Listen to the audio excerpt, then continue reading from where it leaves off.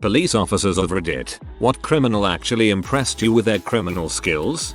We get a call reporting that the phone system of a major UK bank has been hacked and that the caller has had several £1,000s stolen from their account as a result. Seems unlikely, but officers went round to see what had happened. Obviously the bank's system was fine, but scammers had done something fairly clever. Turns out that there is a way in the UK of keeping a phone line open when only the recipient hangs up. The scammers called the victim and pretended to be from the bank before asking for account details. The victim was suspicious, so hung up and called the bank back at their real telephone number. However, the scammers held the line open and played a dial tone down the line, so the victim thought that she was making a new call. Then they played a ring sample before a new scammer answered the call and took the details, pretending to be the bank. I've heard of it a few times since in the press, but the first time I came across it was on duty and no one had any idea what was going on. A lot of times people don't listen before dialing anymore, especially if their phone is one where you put the number in before pressing green call button. You can always hold the line open on landlines in UK this way, which is why it is sensible to call verification numbers on your mobile while the company is still on the phone.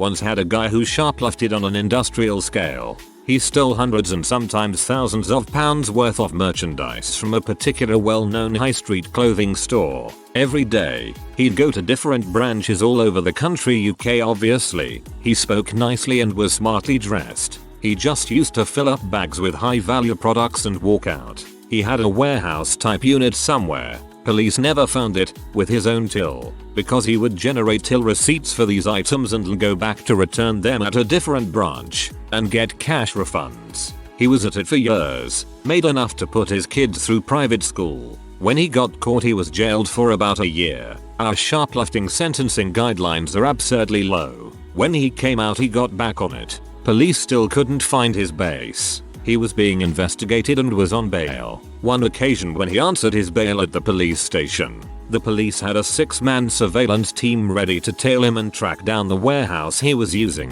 He lost them within 2 minutes of leaving the station.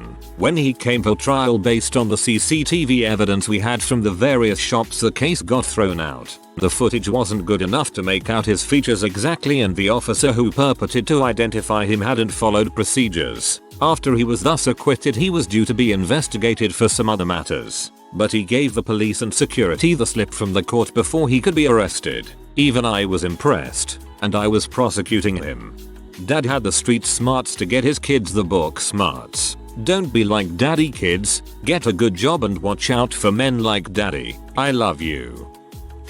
I am a police officer, but the story is actually from my dad, who was a lawyer. He had a couple of guys who had scratch built an ATM. This would have been back in the 80s, before the days of skimmers and cameras to clone cards. So they built their own ATM and installed it in a wall on a public street in order to collect card details to use later on. I don't know if it actually dispensed money. I'm guessing it just showed an error message. He told me that very occasionally he had come across criminals who had worked so hard for their spoils that he felt they had kind of earned them. These guys were his example. He was also confused that 2 people smart enough to do this chose not to make an honest living.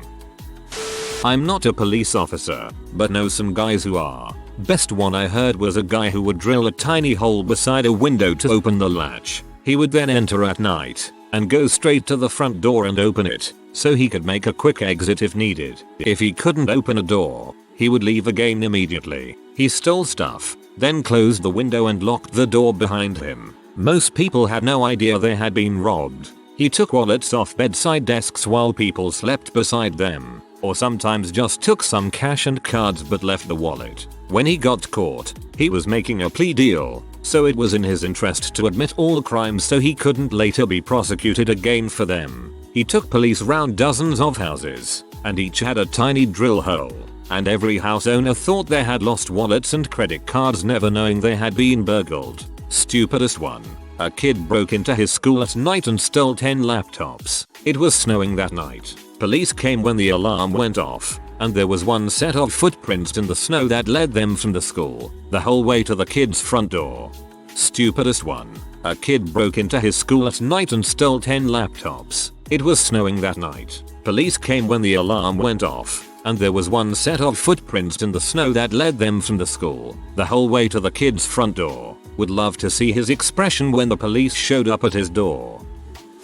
When I was a rookie, I got a call at 3 AM one night about a hold-up alarm going off at an ATM. I respond and don't really take the call that seriously at first because I'm thinking, no way a hold-up alarm is being triggered at 3 in the morning. I get there and start checking the bank when I see a guy walking through the drive-thru. Stupid me strolls over and calmly says, "Hey man, come over here and talk to me for a minute." He bolts and I take off after him only to realize I left my handheld in my car. I run back and call it in and my partner shows up shortly after. Well, we can't find the guy and start looking around. The guy spray painted the ATM camera and he drive-through camera, which set off the alarm. About an hour later I see a vehicle with out-of-state tags driving slowly through the drive-through, and after running the plate, he has fictitious tags. We search the vehicle and can find absolutely nothing but a very long tree branch in the back of the SUV. We write him for fictitious tags and send him on his way per my sergeant. The next day my investigator gets a call from the FBI because they had this guy's name flagged and saw where we ran him. He had been hit on ATMs in Texas, Louisiana, Arkansas and Tennessee. We were the first department that actually came in contact with him. He would spray paint the cameras or use a tree branch to turn high cameras away. After the alarms go off, he would wait nearby for police to leave. He would then come back and saw the hinges off the ATMs and take the money. He stole approximately $150,000 over a 6-month period. He was caught a few weeks later by a guy I went to the academy with. Hatton Garden heist is my favorite. Huge water-cooled drill, 50 centimeters of concrete, all dressed as builders. Safety deposit boxes totaling £14 million were robbed and they rolled them out wearing overalls, in wheelie bins. A proper movie-worthy heist. They were pretty much all old boys as well. They were using their OP bus passes to get to the heist. Not a cop, but a cop told me about this. Evidently there were these two twin brothers, big, tall, muscular fellows. Their scam was ingenious. Both brothers would go into Home Depot separately and each begin shopping, filling up his cart with high-value stuff, each filling up his cart with identical items. The first brother would go to the cashier and legally pay for his purchases. He'd show his receipt at the door and take his purchases out of the store. The second brother would hang around the entrance, far enough from the exit not to arouse suspicion. The first brother would take his car to the entrance and give the receipt to the second brother. First dude then takes his purchases to load up in their vehicle. Second brother then takes the cart full of items, plus receipt, back to the returns counter and says he changed his mind and wants his money back. Home Depot would refund the purchases. Dude basically just sold Home Depot their own items. Evidently they pulled this trick off and on for years before someone caught on. Cops said they probably would have kept on getting away with it for years if they hadn't hit the same store so often. I was an MP at Fort Carson. The young man was in the service for 2 years before a dishonorable discharge sending him back home to Pennsylvania. When he got home he used his uniform to get discounts and praise. One day he decided to hop on a plane to Colorado. He arrives in full uniform but with lieutenant rank on. Gets off the plane and uses the government transportation to get on base. He doesn't have an ID but crap, he is an officer so they let him on. Then he stayed at the processing barracks without paperwork because heck, he is an officer. Stays there for weeks. He goes walking to the PX and comes across a woman with a flat tire. He helps her change it out and she invites him over for dinner. There he meets her husband and their kids, then convinces them that he is waiting for housing and they let him live with them for a month. He cleans the house and babysits the kids. One time he went to this guy's unit and chewed a supply sergeant out to help the guy he was living with. The only reason this came to light is because of one phone call he made to his mother from the processing barracks. She became worried about him and called them. His mother let the people know he was not in the military. After that the search began. I was an MPI and got to pick him up. He gave me a straightforward statement and was genuinely nice. I just remember sitting on the office couch with him watching TV waiting for him to get transferred from my custody. I told him that I was genuinely impressed and that after whatever happens to him, happens, that he could get it together and do well. He wasn't the brightest kid but dang he had balls. I guess that is what it really takes. Act like you belong. This guy in high school, we'll call him Luis, was a known drug dealer. He didn't make it a secret. Everyone bought weed and harder stuff off of him. The cops constantly pulled him over to search him, and whenever a drug related thing happened at school he was often the first kid they pulled into the principal's office. But they would never catch him with any drugs. The principal used to turn all of his possessions inside out on a weekly basis. Apparently schools can do that, but cops can't. They regularly cut locks off his gym locker and his regular locker in hopes of finding his stash, but they never found it. One time there was a rumor going around that his stash was stored in a locker not assigned to anyone, which prompted the administration to search every single locker in the school. I remember we had to stand in the hallway and unlock it so the principal could have a look inside. They definitely caught people with drugs but not the Luis. Turns out he started that rumor. Drug dogs were a regular occurrence. Once a month they brought them into the school, and they were present at every sports game. Luis was one of the only, if not the sole supplier for the whole school. The administration had no idea what to do. They would catch kids with weed and the kids would flat out say I bought this from Luis. Luis would encourage them to say it. They would then flip Luis crap inside out. Cops would search his car, and he consented to all of it, and laughed when they found nothing. This was probably close to 15 years ago now. The vice principal loves to tell the story about how they eventually caught him.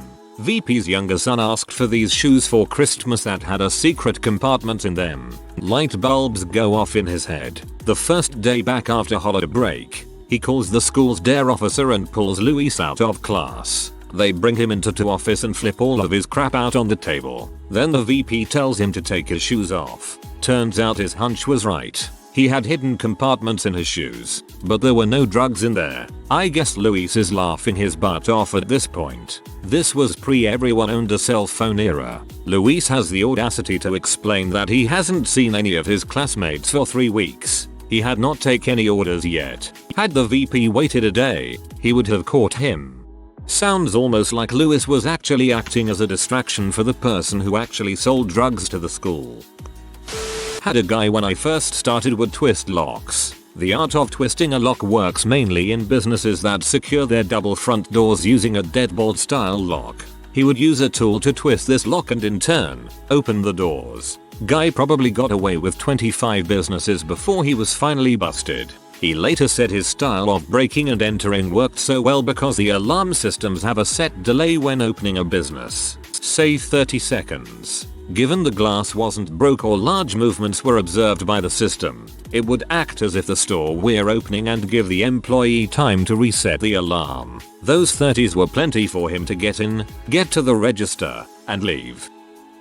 ExCop Australia. 3 guys rolled up to construction site in the CBD and stole all the giant rolls of copper wire. They drove up with high-vis PPE gear on and told the project manager he'd been delivered the wrong gauge. I guess. Workers helped them load it and they left. It would be freaking hilarious if they got the PM to sign for it, too.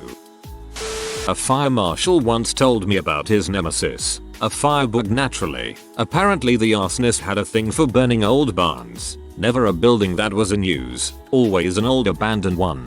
Anyway, his modus operandi was to take a balloon filled with accelerant like gasoline or kerosene and suspend it by a string at 20 ft plus off the ground. Under the balloon he'd light a candle and start the balloon swinging on a long arc.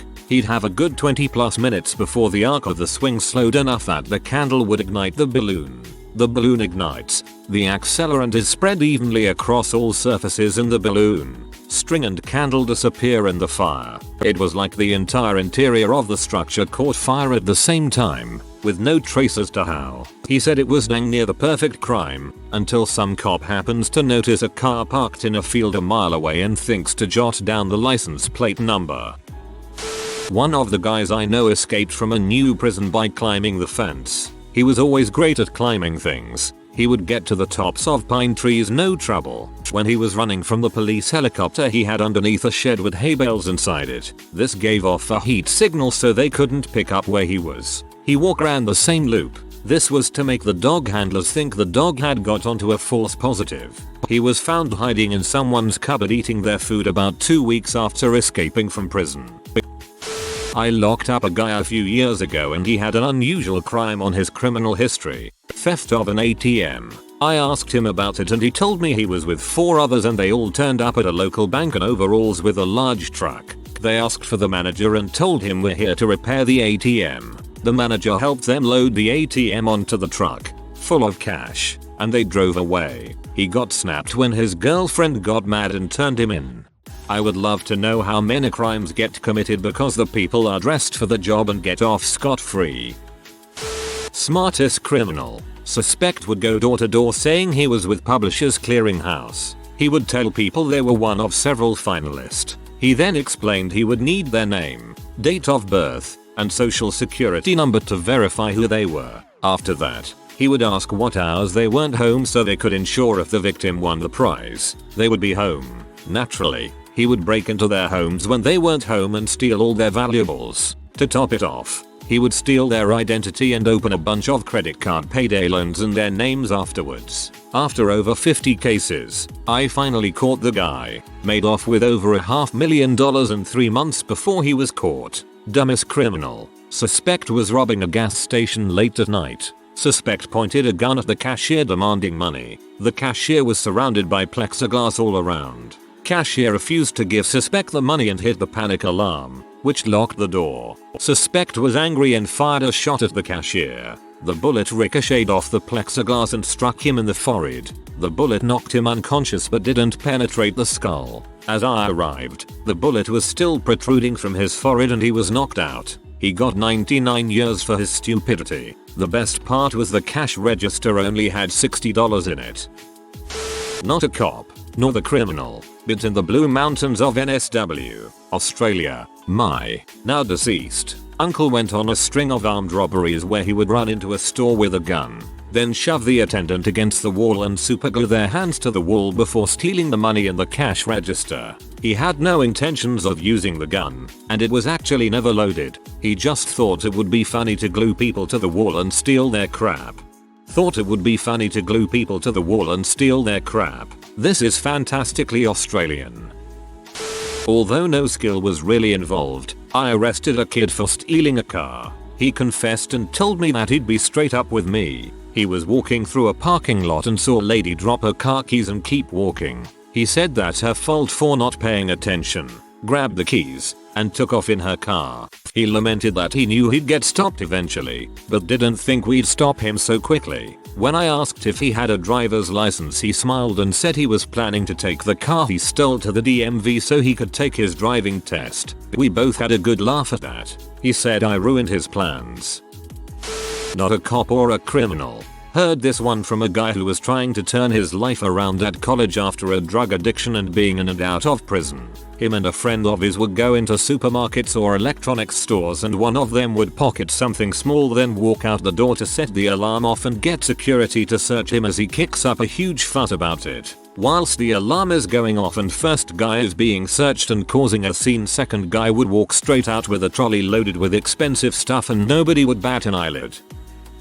Not police, but I was watching back the CCTV footage one day when I was bored at work in a retail store. A guy walked in, picked up a 42 inches TV and walked straight back out again with it and put it in his car. He returned another 4 times, each time to pick another TV off display, without any of the sales staff on the shop floor noticing. Walked straight past them calm as anything, wandering through the store with top of the range TVs worth a lot of money at the time. I believe he got caught in another shop just down the road doing the same thing. Not a police officer, but I think this counts. Had a call to the IT help desk from a department of the company I was working at, asking when are the new computers going to arrive. This caused some consternation, as we didn't know what they were talking about, but it wasn't an order that had gone missing as much as the entire department's computers. Someone had, in broad daylight, rocked up in a transit van, done a masterful piece of blagging and convinced everyone, security included, that this was part of IT's rolling hardware update program. So they loaded their old computers in the van, and he said he'd be back soon with the new ones. Ricky and Julian would be proud.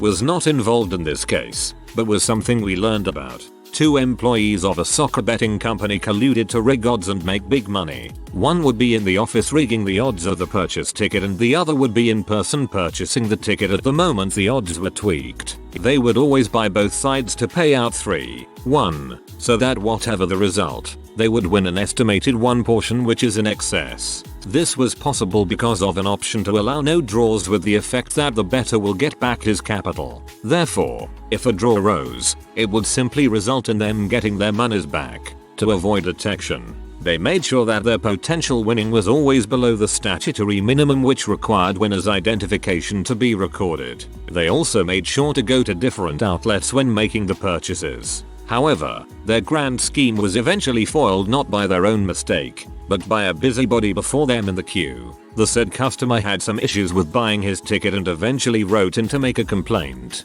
Upon investigating the tapes from the outlet where the complaint came from, the company realized that their employee was making a purchase in their own outlets, which was clearly prohibited. This then led the company on a chain of inquiry which eventually led to a hefty jail term and fine for both of the criminals involved.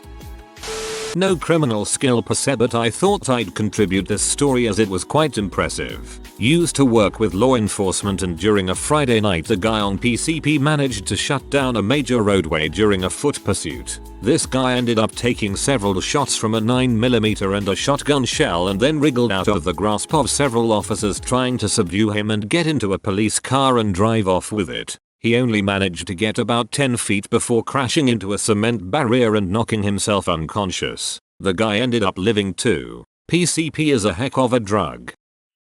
Not a cop, but while in school to be a firefighter we were studying how to identify points of origin, where and how a fire starts off fires, and learned about this fire investigator that wrote books on arson. He was pretty well known for being able to find the points of origin. He helped solve hundreds of fires but was unable to find the arsonist, and many of the fires were started in crazy and bizarre ways. After many years of following these fires, writing books, making lots of money and always being so quick to find the methods used, another investigator questioned how he was never able to catch the person starting them. Turns out he was the one starting them all.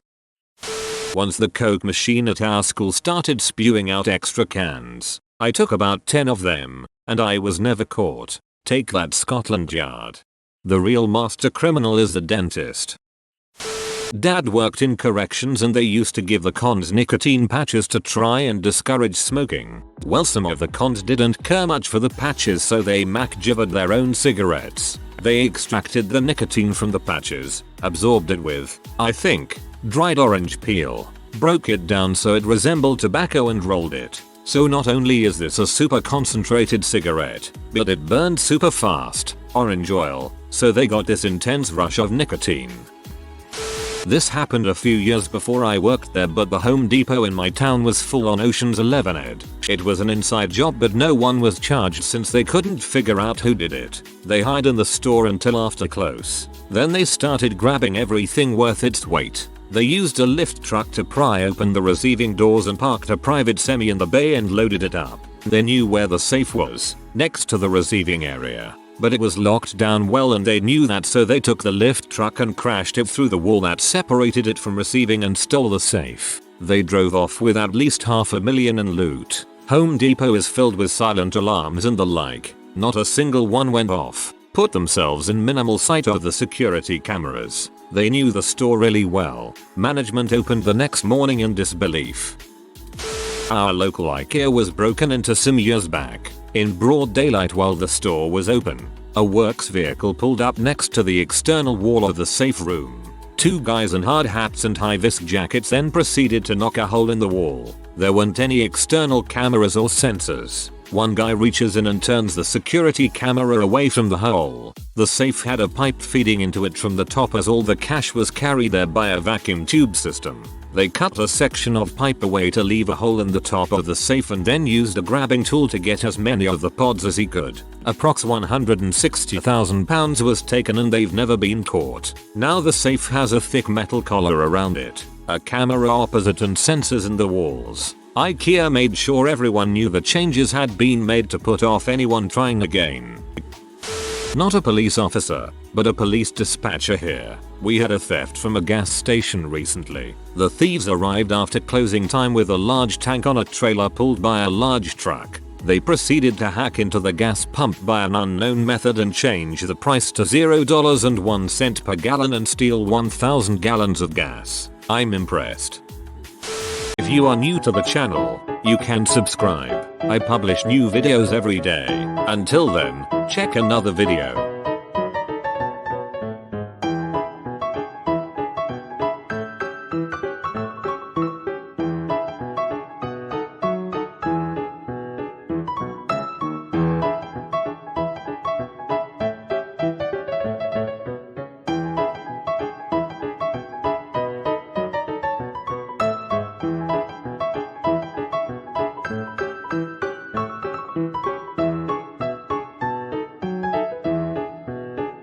Bye for now.